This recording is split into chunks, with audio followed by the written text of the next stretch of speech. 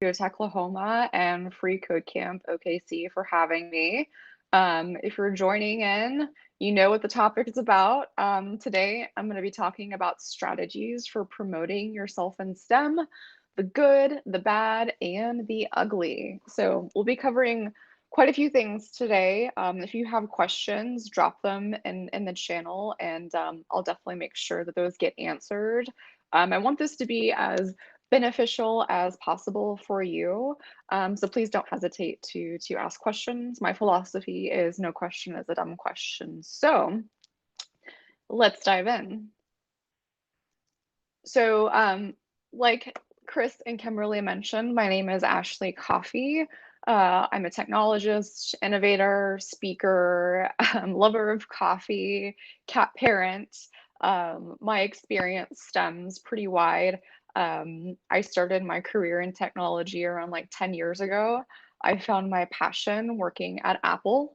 I love bridging the gap in technology and figuring out what works and what doesn't work.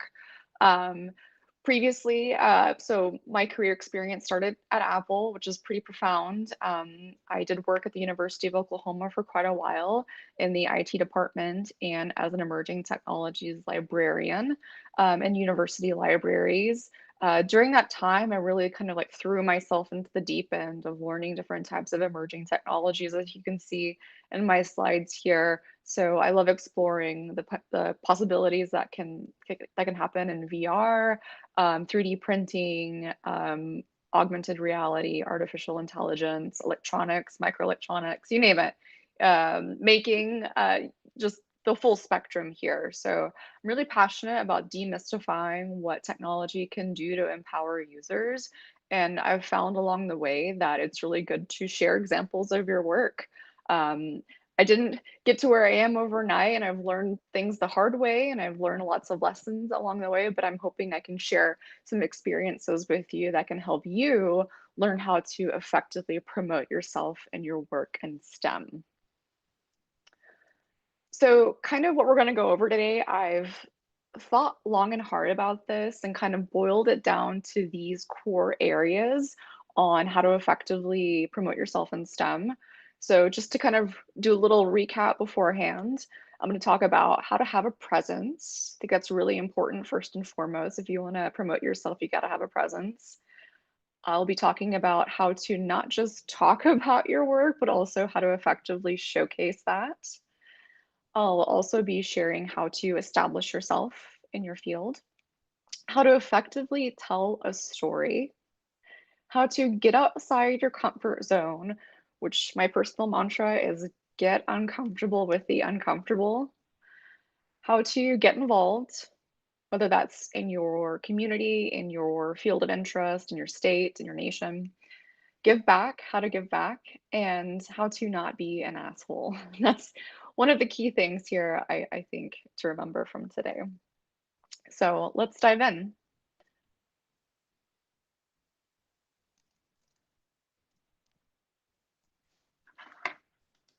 Oh, I think we went forward just a little bit. Here we go. Okay. So first and foremost, if you want to be able to promote yourself in STEM, you've got to have a presence out there. The internet is open 24/7, so let it work from you, work for you. LinkedIn is a really popular place to have your resume out there 24/7. If you have a website, make sure you keep that up to date with your most recent skills, your resume. Really great tip that I learned from a mentor of mine is if you have your own personal website, save your resume as an open text format. That way it's searchable in SEO. So hide it somewhere in plain text format. But also have it in PDF as well. I think it's really important to make sure that you're constantly showcasing your work. Twitter, the Twitter sphere is huge. So definitely create an account. That's where you can share screenshots. That's where you can share real life experiences and kind of tap into what's going on in your world and your community. Instagram, very popular, very great visual aid there. You can show behind the scenes, which is really great. I love showing behind the scenes of like projects that I'm working on or ideas that I have. Pinterest is another really popular tool to use. So, for example, how I use Pinterest when I was refreshing the makerspace at the University of Oklahoma, I kept a Pinterest board of ideas that I thought would be useful to implement in the makerspace around 3D printing, VR, organization, just different methods that I feel like were visually appealing. Also, GitHub, especially if you are in the tech community, have a presence on GitHub, share your projects, share your repository out there. Um, if you are apprehensive about any of these modalities of communication, you don't necessarily have to use all of them. Use what works for you, what makes sense for you. But in my experience, leveraging these tools can be really helpful, and that's the best place to start is start with having a presence out there and then gradually build that up as you see fit. But think of this analogy of you want to have the internet work for you. So have your information out there. That way, when you're sleeping, you're searchable, you're accessible, you're letting your work speak for itself.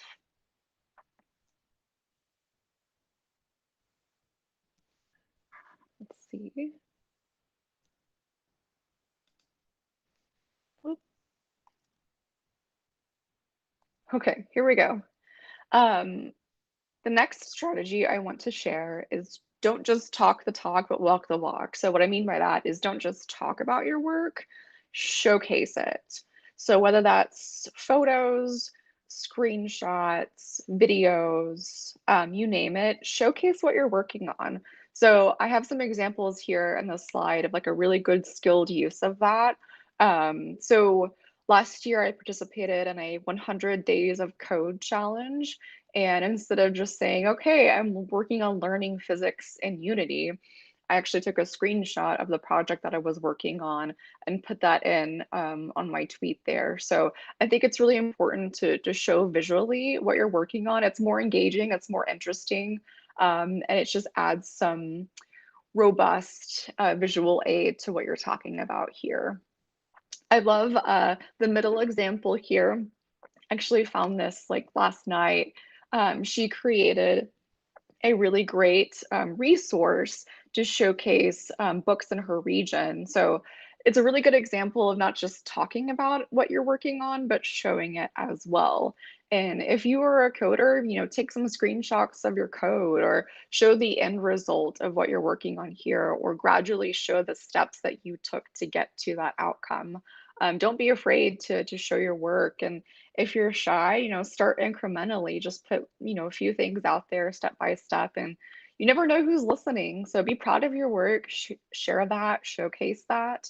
But also, as you are sharing these little nuggets, whether that be on Twitter, on Instagram, Facebook, whatever, also make sure that you are consistently keeping your resume and your LinkedIn up to date with the skills that you're learning and the projects that you're working on.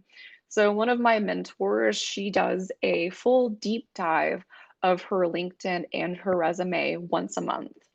So a lot can happen in 30 days, right? So the reason she does that is because she wants to make sure her resume and her LinkedIn are consistently up to date on the skills that she's learning. I can't tell you how many times that I found myself just going 90 miles an hour and realizing I'm learning these really cool skills, but forgetting to write them down. So I love this method of keeping your information up to date. So put a little appointment in your calendar once a month. Treat it like an appointment with someone else, and take that time, whether it's an hour or 20 minutes, just to do a little content refresh of your LinkedIn and your resume. That way, you're consistently on the forefront of your field, and you're staying up to date with those skills. I think it's really important. So definitely jot that down and save it in your back pocket.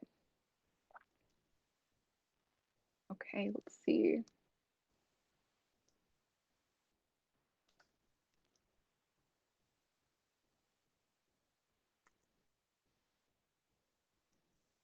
Sorry, we're having some slide issues. Okay, here we go. So Next up, I want to talk about establishing yourself as an authority in your field.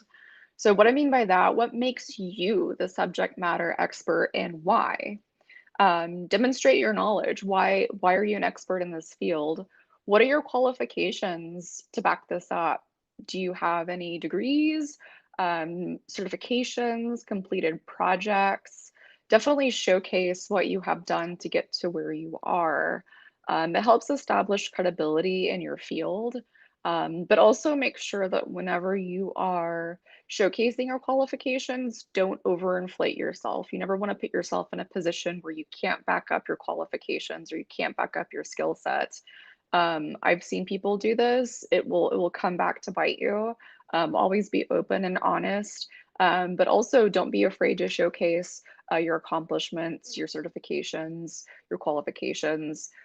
So a really great example of this is one of my former students. She went through the University of Helsinki Elements of AI course, which is a free and open course that I actually recommend to anyone wanting to understand the basics of artificial intelligence.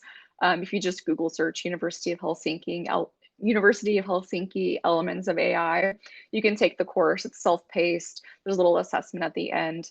After she completed this, she tweeted her certificate and her picture to say like, hey, I completed this course. I'm a sociology major. I had no idea how beneficial this would be in my work. And this is something that I really think that could help me in my future career. So even though that she was her studying sociology and that was her major, this had a profound impact in the way that others saw how this experience could relate into her field. So don't be afraid to take screenshots of your certifications, share them on Twitter, share them with your network. But also, like I said, don't forget to update your LinkedIn and your resume whenever you get those certificates.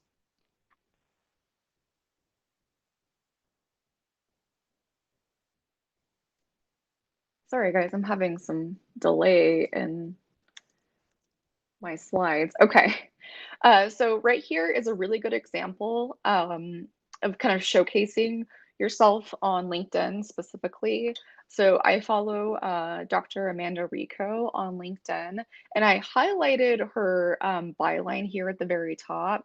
I think this is really a good example of clear and to the point of what makes you credible, what is your field of expertise, why would I want to come to you?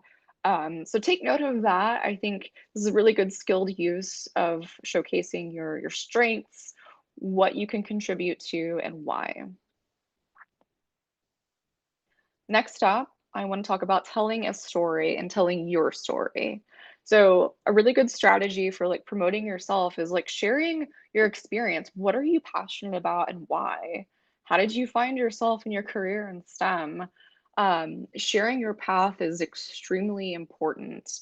I think it's so important because people have a tendency to think that career paths are linear, and they are rarely linear. I think the most profound talks and the profound people in the field have been vulnerable enough to share their story and share their experience.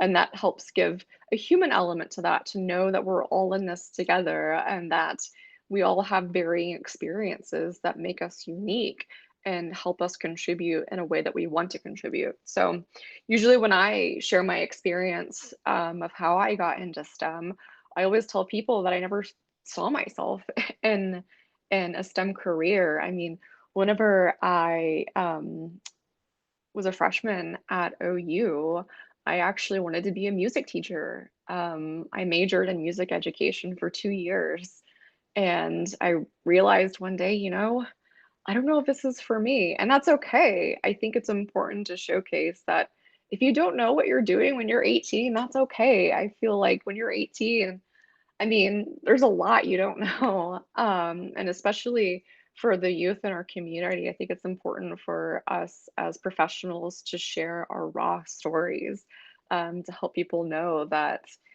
follow your passions.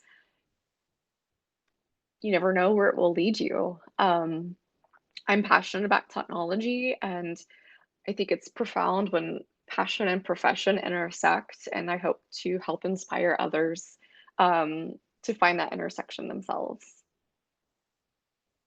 Next up, get outside your comfort zone. So, my personal mantra is get uncomfortable with the uncomfortable. Challenge yourself, and only you know what that means. So, I'll share a little bit story about me. I don't know if you saw it in my slide earlier, but I am an INTJ. Crazy, right? Most people that I kind of meet out in the wild would never have guessed that. So, I'm an INTJ. And in 2019, I thought to myself, public speaking terrifies me. It scares me, but I want to overcome that. And how I started with that is I started small. My first actual, like, real speaking engagement was a midnight toast at this restaurant called Ludovine in Oklahoma City. They do midnight toasts where they bring in people from the community, and they give them a platform to kind of share what they're passionate about. So I was like, okay, I'm going to do this. I'm going to start small. I'm going to overcome my fear of public speaking. I'm just going to have fun with it. So I spent, hours writing this midnight toast on paper. I practiced it. I visualized it. I got there like an hour in advance, and I was just kind of like, internally freaking out a little bit. And I remember when the time came to give the midnight toast, I walked up into the middle of the restaurant, and there was probably about 20 people there. This was way past my bedtime, and I took my piece of paper because I was so afraid that I was gonna like not um, memorize it, even though I had tried. And I remember my hands were shaking as I was holding this toast that I wrote, and I did it. And afterwards, I was like, you know what? That's not as bad as I thought it was going to be internally. I think in our minds, we typically think of like the worst case scenario, and it's much harder in our minds than it is when we actually do it. So my challenge to you is just do it. Challenge yourself, build yourself up, get comfortable with the uncomfortable, solicit feedback from others. So if you are speaking, ask someone in the audience that you don't know, like, hey, can you give me any feedback? What did you like? What did you not like? Constantly evolve, learn, and grow, and look for ways to refine yourself. Get comfortable with the uncomfortable, because the more that you put yourself in those situations, the more comfortable you become, the more normal it becomes, and the more that you start thriving in those situations. And before long, they're not uncomfortable anymore and they're second nature. And I can't tell you how much that scenario has helped me in my life of challenging myself, getting outside my comfort zone, and just taking those steps to help get to the point that you want to be. So I challenge you, do something to get outside your comfort zone this month. Next up, get involved. A really good way to kind of go down this path of not only promoting yourself, but get involved so you can help others, mentor others. So, what is a skill that you are really good at? How can you contribute to help uplift others that are maybe looking to get into a STEM career, or need someone to talk to about whatever it is that they're working on. Or if you're just not in a position to be a mentor quite yet, be a mentee. That's okay. I get this question a lot of, how do I ask someone to be a mentor? And sometimes it could seem like a daunting task, but put yourself out there. Find someone that is in your field that you admire, whether that is in your company, whether that is in a company that you follow, you name it. So reach out to someone, reach out via LinkedIn, reach out via email, make it personal. Let them know what you're wanting to get out of the relationship. Be upfront to say, here's what I can offer, here's the time commitment that I have, here's what I admire about you, and here's what I'd like to do. So my mentor and I have been meeting since 2017, and my mentee as well. And we meet at least once a month, and sometimes we have things that we want to talk about that are professional. Sometimes it's personal, but it has grown organically into a really good relationship that we help each other. We have varying backgrounds and experience, but we also have similarities. So I think either being a mentor or being a mentee is really important, and it can help build yourself into your career, I highly recommend that. Also, get involved in groups that support your field. There are a lot of great groups and organizations out there. Even amidst COVID, you can still be a part of an organization virtually. I mean, look, here's where we are now. Techlahoma is amazing. freeCodeCamp OKC. No matter where you are, there are opportunities to get involved. Meetups, groups. Another organization I'm a part of is Oklahoma Women in Technology. We're also a nonprofit. So find something that aligns with your personal and professional goals and get involved. Another component of getting involved there is submitting talk proposals. So like Chris mentioned earlier before this talk, if you're interested in giving lightning talks, start somewhere. What are you passionate about? Submit talk proposals. What's the worst that can happen? Someone will say no. Who cares? Just keep trying. Submit that. Definitely keep track of your speaking engagements. Record yourself if you can. The speaking engagements that I've done, I've always made it a point to record myself so that I can learn what I did well and didn't do well afterwards, but also it's a good opportunity to kind of put together your speaking portfolio. That way you can, one, showcase your speaking engagements, but two, also showcase your growth of speaking. When I go back and look at like my first speaking engagements, I cringe a little bit, but it's nice to see the growth and the trajectory that I've had since day one. Also, I know this is kind of difficult right now amidst COVID, but attend conferences. That's a really good way to get involved. Show your face, meet people, introduce yourself. For example, Initech last year at the Cox Convention Center was a great conference, and Techlahoma was there. I met so many wonderful people, and it was just nice to be in an environment where I felt welcome. I felt like I could easily connect with one another.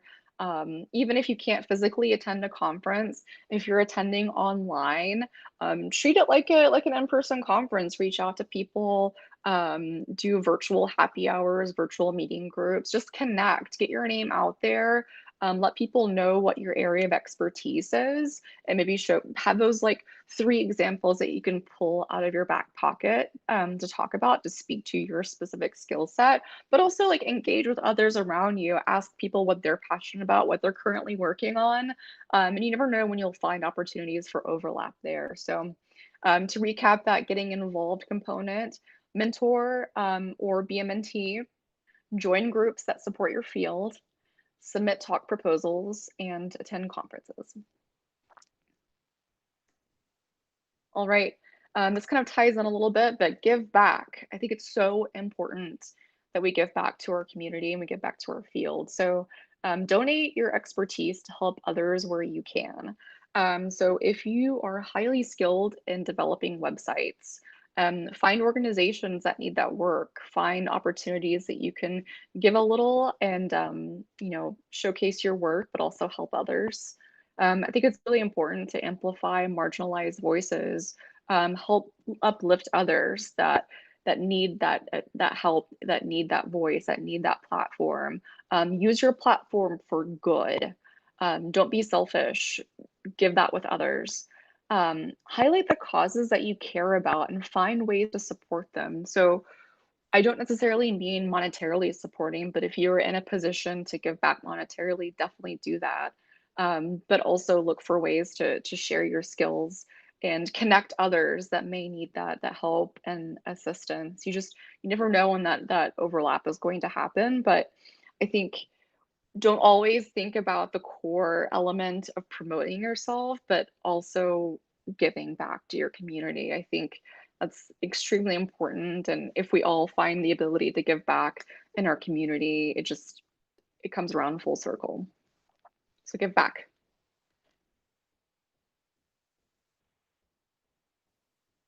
Here we go. We got a delay again. Just a second.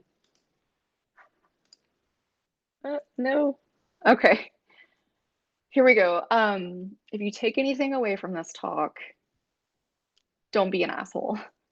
Don't be an asshole. I've seen it. It's frustrating. It's infuriating. Don't be an asshole. I think there's a fine line between promoting yourself and strategizing and finding ways to, put little breadcrumbs out there and showcase your expertise, showcase your passion, but don't let your ego get the best of you. Don't be an asshole. People don't like assholes. Um, I've seen it. It's not good. If you want to learn how to immediately lose respect of your audience, yeah, I think we've all been there. We've all seen that. But don't forget, always listen to what's going on around you. Listen to others. Ask people for their advice. Ask people for their feedback. Um, the only way we can get better in our field and our skills is to listen and to learn. So don't always think that because you are an expert in your field, you know everything. We are students of life. That's what I like to say. We are students of life and we're constantly learning. So always be on the forefront, always develop your skill set, never assume that you know everything. That's the beauty of technology. It's constantly evolving and constantly changing. That's what I love about it so much. It keeps me on my toes. Um, but yeah, just dive in, listen, learn.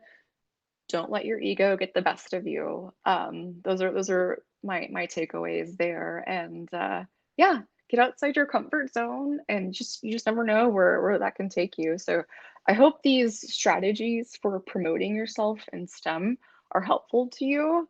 I think that these strategies can also be applied even if you're not in the STEM industry, but specifically, I think some of the areas that we covered can amplify your voice and also help you get to where you want to be in your career if that's not where you are now. So I hope this has been helpful. I've included some of my modalities of getting in touch with me. So I've got my email, my Instagram, my Twitter, my LinkedIn. Also, shameless self plug here since we are promoting ourselves. I recently just launched a podcast called Coffee and Code. Hey, I'm really passionate about the latest technology news, what's going on around the world. So if you want to give it a listen, you could subscribe. I think I'm available on 7 platforms now. So Spotify, Apple Podcast, Stitcher, Google Podcasts, Breaker, you name it. But what I cover in Coffee and Code is what's going on around the world. So last week I did an episode on some new security features that are coming out in iOS 14. This was a very privacy oriented episode. Clearview AI, an artificial intelligence company, DNA privacy. So these are like nice little like 15 to 20 minute nuggets of what's going on around the world so you can stay informed and stay up to date on the latest technology news. And I include a nice little tech tip at the very end so you learn something before you go. But thank you all for having me. I hope this was useful, and I think we have maybe have some questions there. Chris, Kim, I'll refer to you. Yeah, thanks for giving this talk. I think it had a lot of really good advice. We have a couple of questions from Twitch. Apache Stray asked, "What if we're tired of Facebook and Instagram?" You listed Pinterest and Facebook, Instagram, LinkedIn, Twitter. His question was, if we're tired of Facebook and Instagram, are LinkedIn and Twitter enough?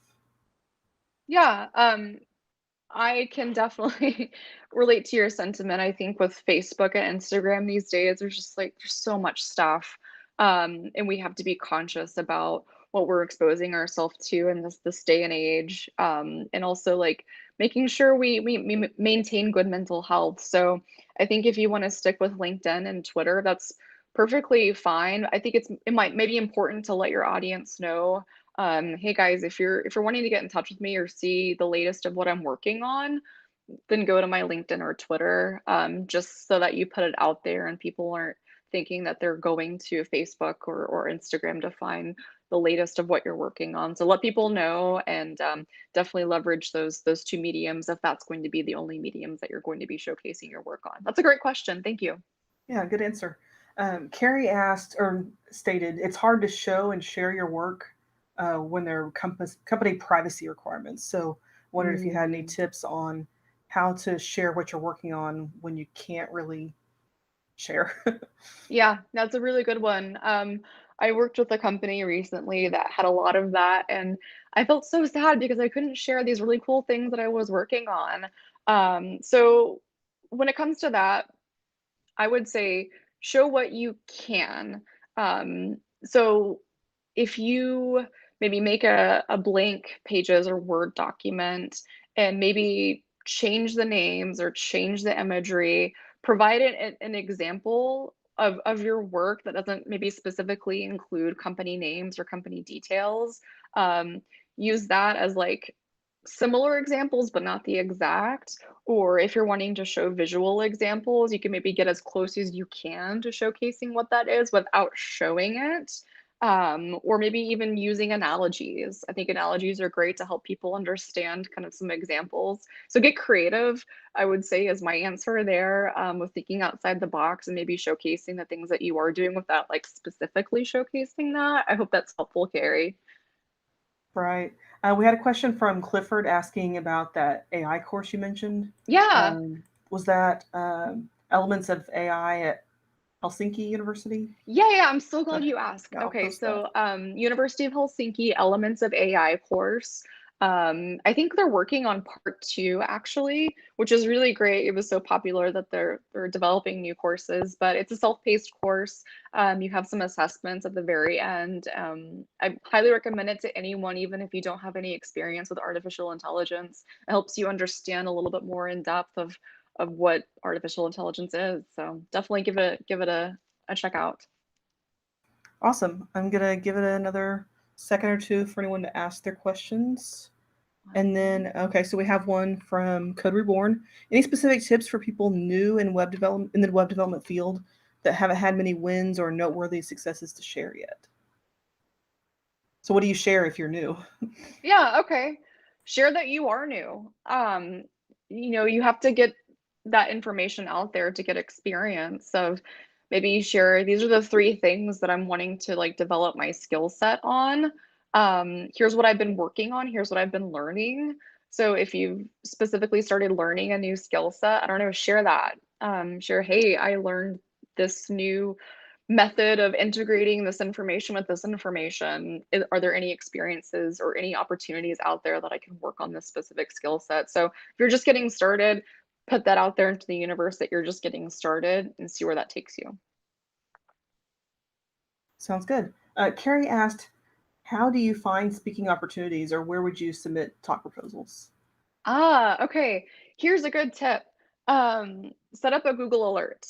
I do this. Set up a Google alert for your area or for speaker events in Oklahoma, speaker events in Oklahoma City. Kind of refine that. That way, whenever there are opportunities out there, you can get alerts and kind of see if that aligns. I keep my ear really close to the ground in the technology industry through newsletters of organizations, Twitter, Facebook, you name it, just also like the communities that I'm a part of. Once you start getting into the speaking community, I think a lot of speakers get recycled. And I think there are so many speakers that have good stories to tell that we haven't heard of quite yet. So, like, one of my personal goals specifically with OKWIT is to develop like an open source database of speakers across Oklahoma that have varying skill sets. That way, we're not recycling the same speakers over and over again.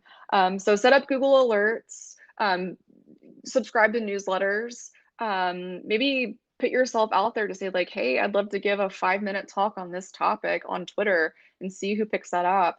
Another really great tip is there are some hashtags on Twitter that are, I want to say this carefully, but like good bots. For example, women in tech is a, or not women in tech. Yes, women in tech. There's a bot called Femtech that whenever you use the hashtag women in tech, it will retweet you automatically. So if you find those hashtags to help promote what you want to do as like a speaker, leverage that, leverage those tools. I hope that's helpful. Yeah, as a user group leader, we were talking earlier, other than the food, finding speakers is the hardest part. So if you talk to a user group leader, they would probably love for you to speak. And on that note, next month, freeCodeCamp OKC is having lightning talks. OKC Sharp is also having lightning talks. So that's your chance to give your 5-minute talk. And if you volunteer to speak, the leader of the group just loves that. So, um, And lightning plug talks for are a others really there. good way to challenge Good. yourself too. Like it's fun, it's challenging, it gets you outside of your comfort zone and it keeps you moving. Sometimes it could be daunting, but it's exciting. I highly recommend doing a lightning talk. And that's the easy place to start too. Yeah. Um, there's another question. Is there a good frequency of social media posts that show that you're engaged, but don't overload people too much where they want to block you? That's good. That's good. I would say if you're tweeting like or and posting more than like 10 times a day, that's probably a little bit too much. You want to definitely, spread it out. Don't be like bot or spammy like. I would say make sure you're engaged at least once a day on your platforms. You don't have to post once a day to all of your things. It could be exhausting. Look for ways to automate as well. Smart Post is a really good app that I like to use. Um, Planoly is also a really good application for Instagram. So once you like know what you're wanting to talk about, maybe use those tools to automate your processes so you're working smarter, not harder on your end. But also don't take like 6 month hiatuses from your social media networks and just only drop in when you're wanting to promote yourself. Like be actively engaged with others' content as well. So I would say like once a day on those social media platforms that are like your main channels of sharing your information. I'm super active on Instagram. I keep my stories rolling 24 hours because there's like a little algorithm that if you stop posting on your stories and you don't have anything there, you can lose engagement. So I keep that rolling 24/7. But in terms of like posts on the feed, maybe it's like once a week. On Twitter, I try to be as active as possible. Same thing with Pinterest and LinkedIn. On LinkedIn, it's great because I feel like I have a nice routine every morning where I go through and see like what's going on in my industry. Maybe I'll post something out there that I found that was useful. But definitely don't overdo it more than like 10 times a day on that. I hope that's good sage advice for you. Great Yeah, question. you get us some good answers. We haven't got any questions since that one. Chris mentioned that we will share a link to this call after as we're ending the stream. So if anyone wants to come on and chat with us a little bit off stream, we will have a way to do that in this Google Meet call. Anything else you want to add, Chris? Um, no, that was really good. Um, I think personally I have trouble with um engaging with the platforms because I feel like I don't really have things to say. I follow a lot of people and they have a lot of interesting things to say, but I always feel like I don't really have anything that interesting to say. It's not really a question, but that's just kind of like a general sentiment that I have.